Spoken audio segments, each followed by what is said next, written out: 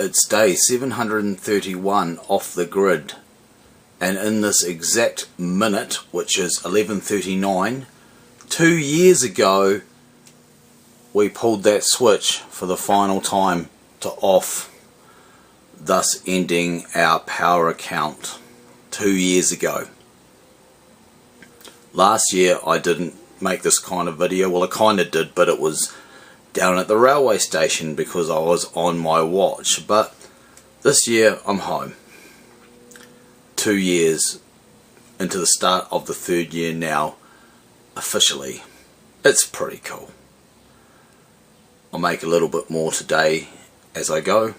I actually have a bit of solar stuff to do. And it's a fairly sunny day too, which is nice. But you would expect that 2.5 or so weeks after the summer solstice.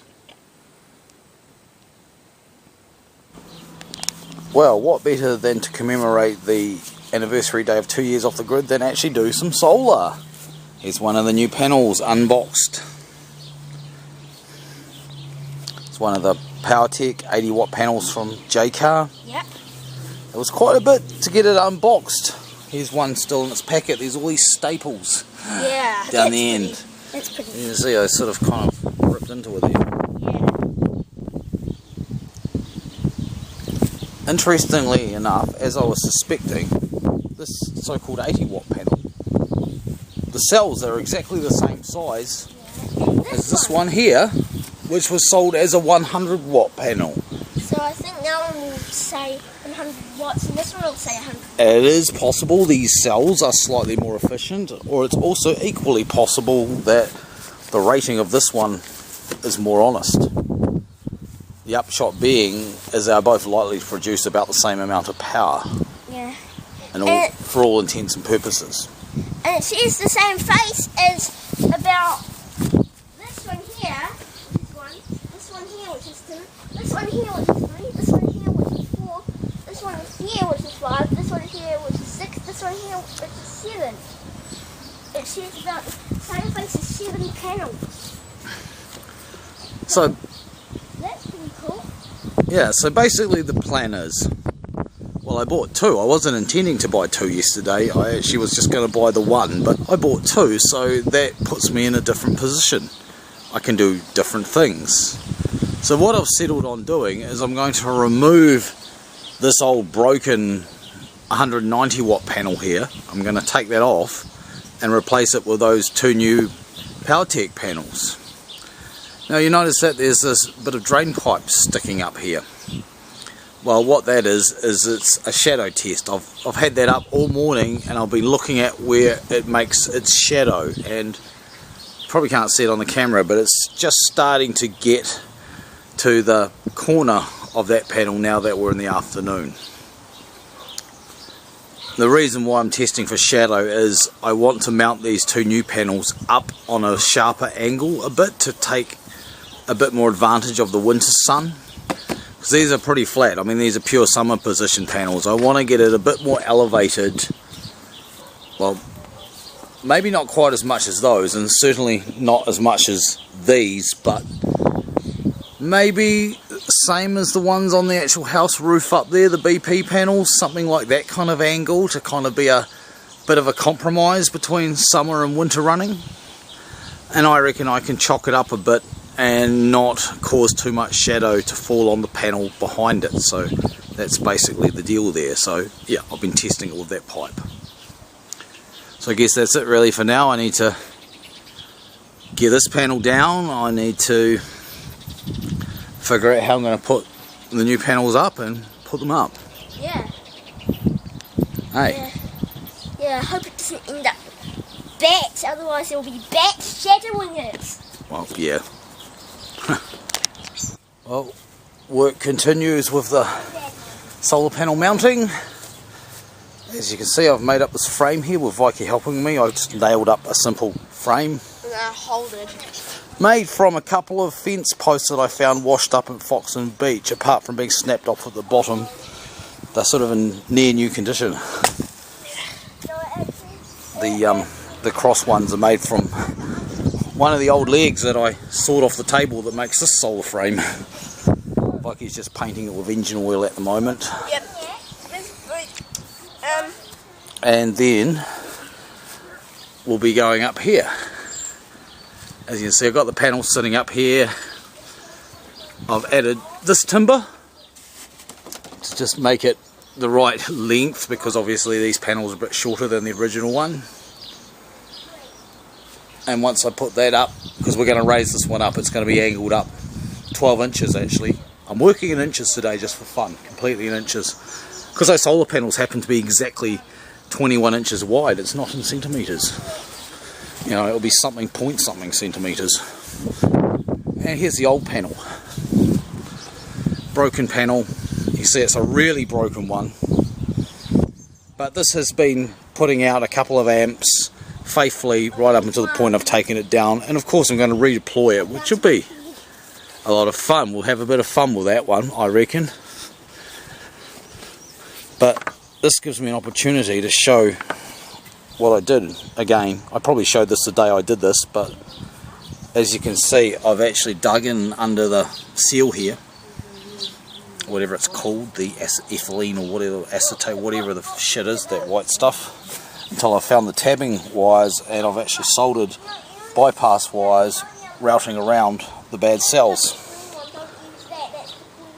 And I'm getting a lot more power out of this panel for doing that than if I just left it, you see. So it's well worth doing. Obviously there's a couple there where the wires aren't connected to. That's exploratory holes where I'm trying to find the bit where the circuit was bad. So it took me a few goes, but of course you get a clue from the other side. I mean, where the most damage is, it gives you a clue where to look, of course, and that's the point. Okay, Vikey's carrying on with this. Yep, so basically we'll give it a good thick coating of that oil and we'll let it soak in, and then we'll flip it over and do the other side. So what's the used for? Well, that's engine oil. In fact, the oil I'm using there right now is actually brand new oil because I couldn't find any more second-hand stuff. It's just standard engine oil, but when I run out of the engine oil here, I'm not going to use any more of our good engine oil. I'm going to start using canola oil, but we've probably got enough for today, because if I hadn't made this sort of box frame, it was going to be like 5 bits of 4x2 stacked up on top of each other to make that height. And each is... Do you go? Yeah, there's a few bits. You missed a spot. Yeah. Will you come over here and look? Oh, these Yeah. There's one bit up here. Yeah. One bit down there. Yeah. It's got to be done thoroughly, because the bits you don't do will let the weather in and start the rotting process.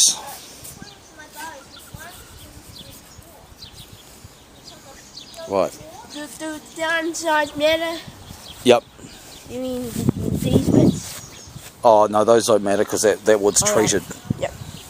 I just cut it just in That's case. called tannalized timber. Right, looks like I've done it. Yeah. Well, there we are. Okay. Well, there we go. I would put brush in here. Yep. Well, as you can see, I'm nearly there. Just got one more panel to put up, and then I can plug it in. Because the nice thing about replacing panels, of course, is the electrical work's already done. Just got to plug it in, don't have to wire it in.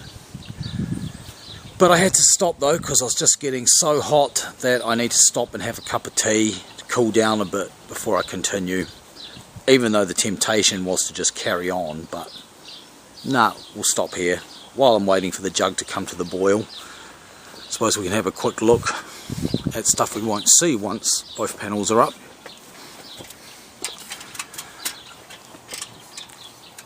Yeah, there's the framing. Saw Vikey help me with that.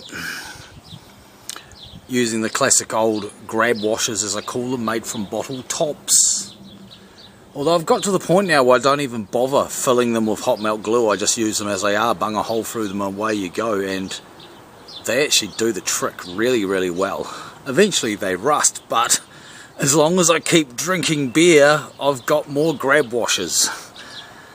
And that panel, even though only 3 of those are tightened off, is in there solid. It's real solid. I was real happy with my gang nail plating today. I didn't stuff up any of the nails in any of the gang nail plates. So this is gang nailed on here, but then I did pin it with some nails straight through there. So that's solid as. I had to move my 2 mini panels. One of those runs the voltmeter on the 24 volt circuit, the little multimeter, and the other one runs the fan. The top one there runs the fan. I had to move them slightly to accommodate this new setup. Got to put the screws back in. That's about it really. Yeah, just going to have a cup of tea and wake the other panel up. Here's my MC4s. Plug those in. 2 panels in series and into there, and yeah, we're cooking with gas. Pretty wicked, eh? Day 731 off the grid.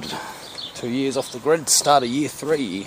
Oh, and also saber saw. The saber saw I bought the other week, or the other fortnight ago.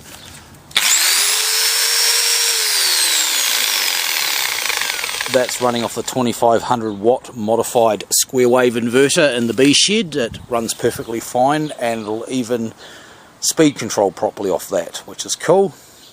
Not that I ever turn these things down. And I'll tell you what, having that saber saw has been great, because I wouldn't have been able to cut all that wood today very comfortably with a hand saw. I would have just got too hot. I mean, I could have done it, of course I could have done it, but I would have been less inclined to really get into the woodwork side of things if I didn't have that. So it's great to have a saber saw again. I'm not going to use that one on firewood. I'm going to keep it for what it's meant for. As for the broken panel, I did a short circuit current and open circuit voltage test. I haven't done a proper watt test with my test bulbs or anything like that, but that thing there pointing basically straight into the sun, so it's at a really good angle to the sun at the moment, was kicking out 5 amps short circuit current, and it's still kicking out 38 volts open circuit, which you can understand why that's a little low because of the cells that have been bypassed. So it's still good. I mean, after being up on the roof for more than 2 years, you know, it still is doing what it's meant to do. It's still doing as well as it ever did. So that'll be going on the B shed. Probably over there on the sort of the construction wood storage part of the wood shed. I'll probably just chuck it up there.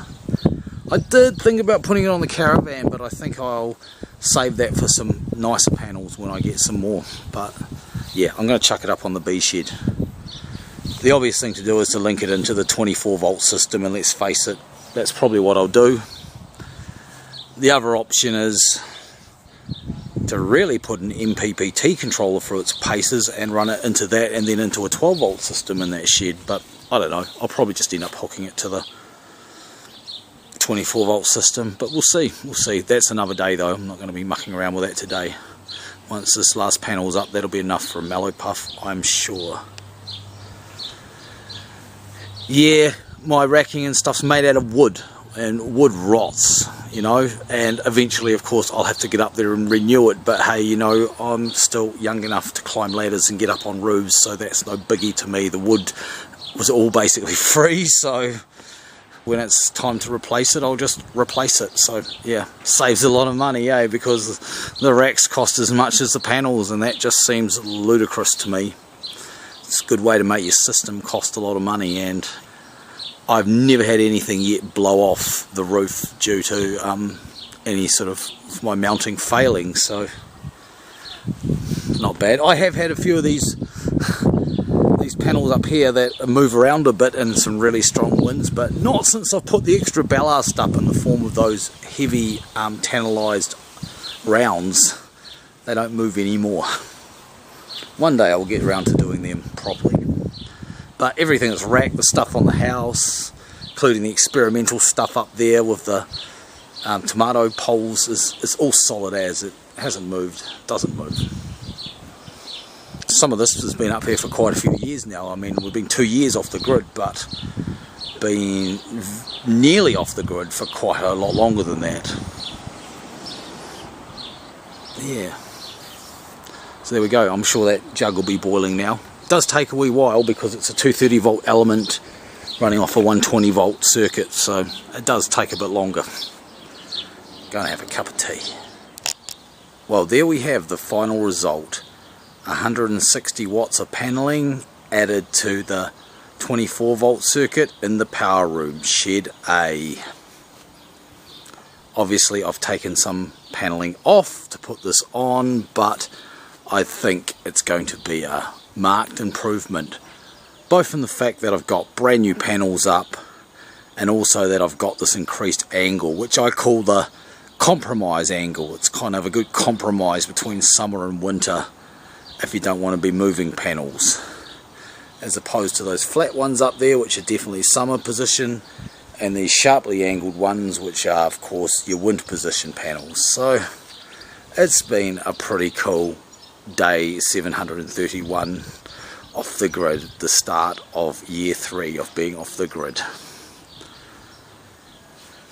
Probably a little bit early to be putting up these panels. I mean, I should have waited till autumn. I obviously didn't need to at the moment, but I had them and I just kind of wanted to do something cool on this day, and now they're up, so they're not going to get in the way of working on that wind turbine later in the season. So that's pretty much it really for me on this day. I'm not going to go into a massive philosophical thing like I did on day 666. This was my celebration, putting up these panels which I got the day before. So yeah, that's it really. It's cool. Just one thing I do want to say though, which I did touch on day 666, since we've been off the grid, particularly in the second year, the money savings have just sort of really come home to roost, and it's been awesome. Been paying the property taxes, which we call the rates over here, on time. You know, been staying at nice places when we go away, like the Keeper's Cottage, whatever it is, or built on the power room at the Castle Point, you know, stuff like that. And the money hasn't been quite the stress that it would have been with that money being ripped out all the time by the power company, eh? So yeah, you can save money being off grid. It is totally doable, and we're doing it. We're fucking doing it. Simple as that really. I mean, even to the point, yeah, this is what I want to say about these panels. I was actually only intending buying one of these when I went to JK yesterday, but the manager said, oh, so how many did you want? And I said, how many you got in stock? And he said, oh, we've got 4 in stock, including the display one. Oh, that means we've got 3. I can get more from the warehouse though. And I went, well, you know what, I might have 2. When I was building the system up while we were still on the grid, I wouldn't have had the money sitting around to just go, oh, I'll just get 2 instead of 1, you know. So yeah, the fact that these 2 panels up there is in itself a tribute to the success of being off the grid and saving the money. Yeah,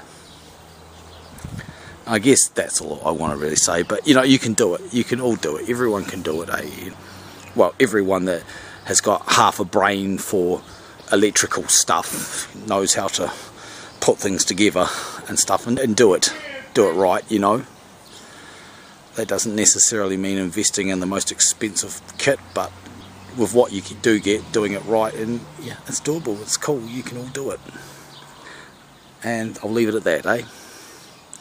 Day 731 off the grid.